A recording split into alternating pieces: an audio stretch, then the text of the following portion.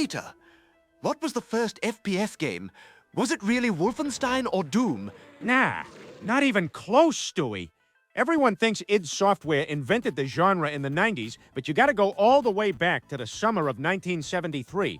A bunch of brilliant high school and college whiz kids, Steve Colley, Greg Thompson, and Howard Palmer, were working as interns in the computation division at NASA's Ames Research Center in California. They were supposed to be rendering space shuttle aerodynamic data, but instead they built a little project called Maze War on an Imlac PDS-1 minicomputer. It wasn't just a flat grid either. This thing featured an actual 3D first-person perspective maze. They locked the environment to a uniform 16 by 16 grid and restricted movement to 90-degree turns so the slow hardware could render the wireframe corridors in real time.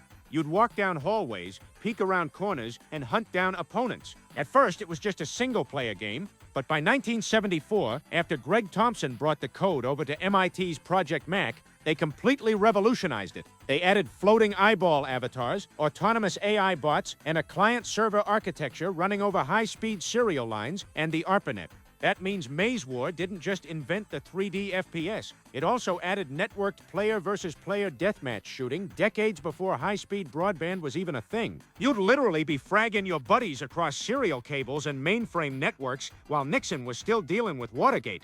Freaking nuts how first-person shooter games started with a bunch of nerds in a federal aeronautics lab playing hide-and-seek with wireframe walls. Like, comment, follow, and share for more.